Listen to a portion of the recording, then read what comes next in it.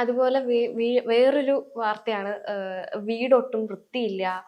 അതും വലിയൊരു ആരോപണമായിട്ട് ഈ ട്രോഫിയുടെ കൂട്ടത്തിൽ അതും വന്നിട്ടുണ്ട്. അതിനെതിരെ എന്താ പറയാനുള്ളത്? നന്നായിട്ട് വൃത്തിയായിട്ട് തുടച്ചിടുന്ന വീട് തന്നെയാണിത്. അന്നത്തെ ദിവസം നല്ല മഴ കാലങ്ങളായിരുന്നു. പിള്ളേരുള്ള വീട് നമുക്കറിയാം. എത്ര അടുക്കി വെച്ചാലും ഞങ്ങൾ ഇവിടെ ഇല്ല, എൻ്റെ ചേച്ചി ഇല്ലായിരുന്നു, ഞാനിവിടെ. ചേച്ചി എന്ന് പറഞ്ഞാൽ ചേച്ചി അവള് ഡ്യൂട്ടി കഴിഞ്ഞ് ഇതിലേ വന്ന് പിള്ളേരെ വൈകുന്നേരം സ്കൂള് കഴിഞ്ഞിട്ട് ഇവിടെ വന്നിട്ട് കൊണ്ടുപോകും. അവരുടെ വീട് തൊട്ട് പുറകിലാണ് അവർ.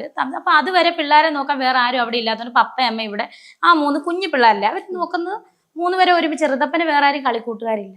അപ്പം ആ കുഞ്ഞുങ്ങളുടെ കൂടെ തന്നെയാണ് അവൻ കളിച്ച് വളരുന്നത്. അവർ ഉറങ്ങാൻ നേരത്ത് ആ കുഞ്ഞുങ്ങളെ കൊണ്ട് അവർ ഡ്യൂട്ടി കഴിഞ്ഞ് ഇവിടുന്ന് പോകും. അവരവിടെ കിടന്നുറങ്ങും. അപ്പം ഇവിടെ ഇപ്പം കിച്ചുവിൻ്റെ റൂം വൃത്തിയില്ല എന്നൊക്കെയാണെന്ന് തോന്നുന്നു കമൻറ്റല്ല, അങ്ങനെ എന്തോ ആണ്. അപ്പം തുണികളൊക്കെ മാറിക്കിടക്കുക. അപ്പം നമ്മളൊരു മഴ വന്നു കഴിഞ്ഞാൽ എല്ലാ തുണിയും പെറുക്കിയെടുത്ത് അമ്മ മാത്രമേ ഉള്ളായിരുന്നു. അപ്പോൾ തുണികളെല്ലാം ആ മഴയിൽ നിന്ന് നനയാതിരിക്കാൻ നമ്മൾ എടുത്ത് വെച്ചതാണ്. പിന്നെ കുഞ്ഞുങ്ങളാണ് ഞാനുണ്ടെങ്കിൽ കുഞ്ഞുങ്ങൾ എത്ര വൃത്തികേടാക്കിയാലും ഞാൻ പിന്നെയും അടിക്കും. എപ്പോഴും അമ്മയ്ക്ക് അതിന് വയ്യ, എപ്പോഴും അടുക്കി പെറുക്കാം. അമ്മ രാവിലെ ഒന്ന് ചെയ്തിട്ട് അമ്മ ചിലപ്പോൾ വെളിയിലായിരുന്നായിരിക്കും ഈ വീഡിയോ ഷൂട്ട് ചെയ്യുമ്പോൾ. ഇപ്പം ഞാനുണ്ടായിരുന്ന കിച്ചു അല്ലെ അമ്മ അതൊന്ന് അടുക്കി വെച്ചാൽ പറഞ്ഞാൽ അമ്മ ഞാൻ വീഡിയോ പിടിക്കാൻ പോകുന്നുണ്ട്, ഞാനത് ചെയ്തേനെ. ഞാനിവിടെ ഇല്ലായിരുന്നു. കിച്ചു അത് അമ്മേനെ വിളിക്കുന്നത്. അമ്മയോട് അമ്മയെ കൊണ്ട് ജോലി ചെയ്യിപ്പിക്കേണ്ടെന്ന് ഓർത്തായിരിക്കും കിച്ചു അത് പറയാതിരുന്നത്. മനസ്സിലായോ? അപ്പൊ അത് എല്ലാവരുടെയും വീട്ടിൽ അവിടെ ഇരിക്കുന്ന സാധനം ഇങ്ങനെ കുഞ്ഞു പിള്ളേരുള്ള വീട്ടിൽ നടക്കത്തില്ല.